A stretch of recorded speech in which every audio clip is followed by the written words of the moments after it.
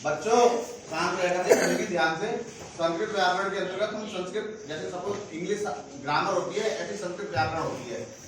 संस्कृत व्याकरण के अंतर्गत हमें सबसे ज्यादा परेशानी होती है कि हम हिंदी वाक्यों का अनुवाद इंग्लिश में कैसे करेंगे, जबकि ये इतनी सरल भाषा है। यदि हम इसका एक गंभीरता से अध्ययन करें, एक बार गंभीरता से अध्ययन कर लें और समझ लें, तो ये जो भाषा है हमारी, वो बहुत मर्यादित भाषा है और बहुत आसान भाषा है।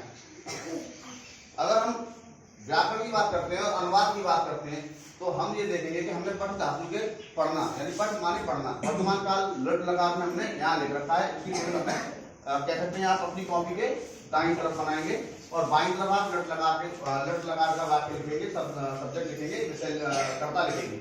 और कर्ता जब लिखेंगे तब हम कह रहे हैं यहाँ इसको सा माने वह है। ये पुरुष होते हैं।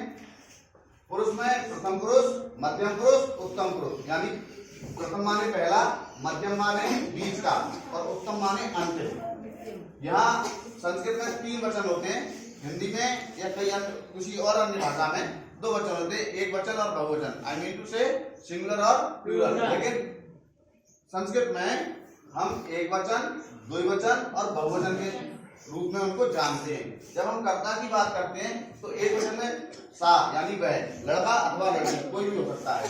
तुम यानी तुम, एक ही हो गए, तो यानी लड़का या लड़की, दोनों में से कोई एक तुम। अहम माने मैं, हम तीनों ही एक हैं। ये तीनों चीजें एक हैं। जबकि हम द्विवचन में अगर हम देखें तो अगर 2 लोग वहां खड़े हैं तो वो तौ यानी वे दोनों, हम उनकी बात कर रहे हैं। युवाम तुम दोनों, यानी पास जो नजदीक हमारे है, वो हम तुम दोनों के बारे में उसको बता रहे हैं। जबकि आवाम, आवाम माने हम दोनों, यानी मुझे मिला करके दूसरा, है ना, मुझे मिला करके जो मेरे साथ खड़ा हुआ। ऐसे ही अगर हम बहुवचन की बात करें, ये दोनों की बात हो रही है, ये केवल 2 लोग हैं, तुम दोनों हैं, सॉरी वे दोनों हैं, तुम दोनों हैं, और आवाम माने हम दोनों हैं। जबकि बहुवचन में ते यानी वे सब दूर खड़े हैं हमसे, युयम तुम सब यानी हमारे पास जो खड़े हैं, और वयम माने हम सब यानी मुझे सम्मिलित करते हुए, मुझे मिलाते हुए, तो हम सब। इस तरीके से हम देखते हैं कि पुरुष जो दे रखे हैं और एक वचन, द्विवचन और बहुवचन दे रखे हैं, तो उसकी हम अगर एनालिसिस करते हैं, विश्लेषण करते हैं, तो हमें ये प्राप्त होता है या पाया जाता है। जबकि अगर हम पठ धातु को, अगर क्रिया रूप को देखें, जो पठ माने पढ़ना होता है, तो उसमें देखें कि वही चीज है, पुरुष, एक वचन, द्विवचनम और बहुवचनम। तो प्रथम पुरुष, मध्यम पुरुष, उत्तम पुरुष। तो प्रथम पुरुष, मध्यम पुरुष और उत्तम पुरुष में हमने पट्टी लिया है, पट्टा लिया है, पठन भी लिया है, पट्टी लिया है, पट्टा लिया है, पठक लिया है, पठामी, पठावा, पठामा भी लिया है।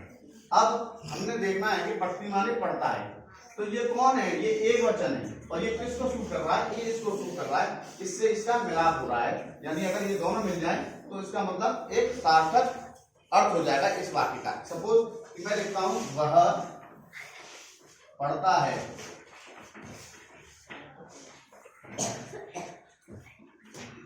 तो वह पढ़ता है, तो हमने इसमें से सा ले लिया, सा माने यहाँ, और पढ़ता है वहां से पढ़ती, यानी ये प्रथम पुरुष में एक वचन हमने सा लिया। तो इसी प्रकार अगर पठ धातु में प्रथम पुरुष लेते हैं और एक वचन करते हैं, तो पढ़ती आएगा कितना, तो पढ़ती, सा पढ़ती। तो ये सा पढ़ती माने क्या है, आपका पूर्वनाम आ गया, ये हो गया वह पढ़ता है संस्कृत में।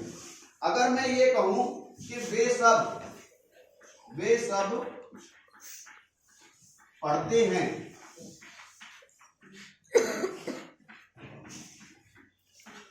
अब वे सब यहाँ पे कहाँ है, वे सब है तुम सब, हम सब, और तुम दोनों, वे सब ते में आ रहा है, ते। तो ये ते कहाँ आ रहा है, प्रथम पुरुष, प्रथम पुरुष है और बहुवचन है, तो प्रथम पुरुष के बहुवचन में ते आ रहा है, तो हमने वे को ते लिख दिया, यानी वे सब। अब इसी में जिसमें प्रथम पुरुष में बहुवचन है, तो हम पठ धातु में भी प्रथम पुरुष में बहुवचन वाला शब्द लेंगे, और वह है पठंती, यानी पढ़ते हैं। तो ते पठंती, और ऐसे करके हमारा 1 और 2 वाक्य हमने बड़ी आसानी से बना दिए, जो सरल है। जबकि अगर हम कहें कि हम दोनों, तीसरे नंबर पे लेता हूं, हम दोनों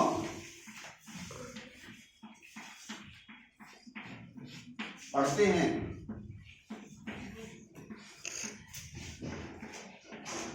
तो हम दोनों कहाँ हैं यहाँ पर? अब हम दोनों यहाँ हैं अवाम, तो ये किसमें आ रहा है? पुरुष है उत्तम और वचन है द्विवचनम। ठीक है, द्विवचनम में हमने आवाम लिख दिया, आवाम, अवाम, अवाम। अब ये द्विवचनम में अवाम आ रहा है और पुरुष हमारा उत्तम है, तो पुरुष हम उत्तम में द्विवचन में देखेंगे तो द्विवचन में ये पठाव आ रहा था, अवाम पठाव। तो ऐसे करके ये संस्कृत हो गया हम दोनों का अवाम पठावा। तो ऐसे ही अगर हम ये कहें कि तुम सब पढ़ते हो, तुम सब पढ़ते हो, चौथा लेते हैं हम, तुम सब बहुत ध्यान से देखना है, पढ़ते हो। मैं पूछूंगा भी आपसे, तो तुम सब पढ़ते हो, तो हमने एक तुम सब पहले इसमें से देखना है कौन सा है। तो ये तुम दोनों है, ये तुम सब ये है, तो ये तुम सब यहाँ पे यूयम है। तो यूयम किसमें है? बहुवचन के अंतर्गत आ रहा है।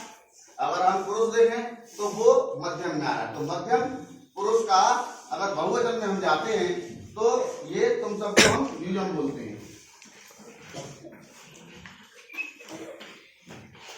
और हम यूयम बोलने के बाद इसी प्रकार, क्योंकि ये पुरुष में मध्यम पुरुष है और वचन में बहुवचन है, तो इसी तरीके से पुरुष में हम मध्यम पुरुष पढ़ेंगे और वचन में हम बहुवचन पढ़ेंगे, तो ये पठत आ रहा है, तो इसका मतलब यूयम पठत।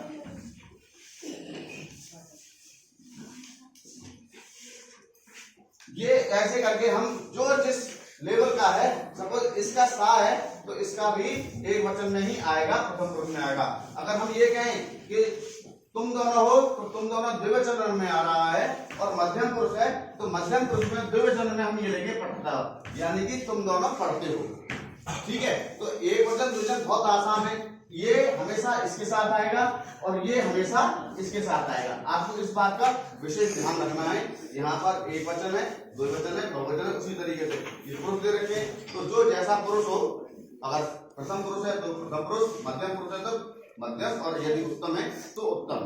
और वचन भी जिस तरीके से, अगर हमने ये वचन लिया है, इसका द्विवचन हम लिया है मध्यम पुरुष का, तो हमें मध्यम पुरुष का ही द्विवचनम पट धातु में लेना होगा इसके अतिरिक्त, क्योंकि ये वर्तमान काल से संबंधित है। लेकिन यदि अगर से कहें कि ये भविष्य में हो कि अभी वह पढ़ेगा, तो फिर जो ये पठ धातु का पढ़ना है वो वर्तमान काल है।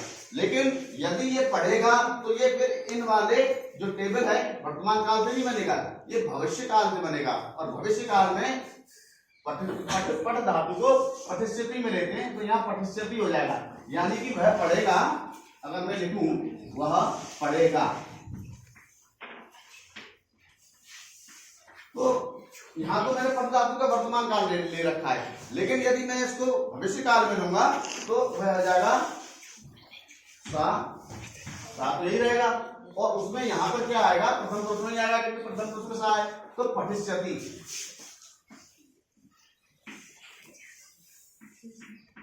पठिष्यति ये इसका बहुवचन है, सॉरी फ्यूचर टेंस है, जो हमारा भविष्य काल का है।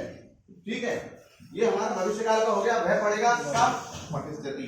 ऐसे ही यदि हम यहाँ वर्तमान, भूत और भविष्य तीन काल होते हैं, तीनों कालों की क्रियाएं अलग अलग होती हैं और बिल्कुल वैसे ही काम करती है जो इसके साथ कर रही है। ये हमेशा ऐसे ही रहेगा। इसमें अगर हम सपोज कि वह लिखता है तो लिखती, बहुत आसान है, लिखता लिखंती, यानी हमें इसको चेंज करना है, ये वर्तमान काल है। ठीक है ना, इसको हम करेंगे तब ऐसा हो जाएगा। समझ में आया? अच्छा, इससे जिनकी समझ नहीं आया वो मुझसे प्रश्न कर सकते हैं, तभी समझ में आएगा। जबकि हमें अंग्रेजी भाषा में तो सर्च करना पड़ता है कि प्रीपोजिशन कहाँ आएगा, कंजक्शन कहाँ आएगा, लेकिन संस्कृत हमारी इतनी आसान भाषा है। यदि हम उसके क्रियाओं को याद कर लें, यदि हम उसके कर्ताओं को याद कर लें, यदि उसके कारक को याद कर लें, तो हमें वहीं से पुटअप करना है, वहीं से उठाना है। सपोज मुझे ये लेना है तुम दोनों, तो मुझे मध्यम पुरुष में तुम दोनों है द्विवचन के अंतर्गत आता है। या मुझे ये लेना है कि हम सब है, तो वयम में आ रहा है, हम सब वयम है, और ये बहुवचन के अंतर्गत आता है, और पुरुष जो है हमारा उत्तम है। तो फिर हमें ऐसे ही पठिष्यति हो, या फिर अगर हम पढ़ चुके हैं, वह पढ़ चुका है या वह पढ़ा था, तो फिर हम इसका भूतकाल लेंगे और भूतकाल में अब पठिष्यति हो जाएगा। ठीक है, तो इस तरीके से हमारी जो संस्कृत व्याकरण का जो हमने देखा है कि इसका अगर हम ट्रांसलेट करें हिंदी से संस्कृत में, तो वो बहुत अच्छा तरीके से हम आराम से आसानी से समझ लेंगे। इसमें कहीं कोई कठिनाई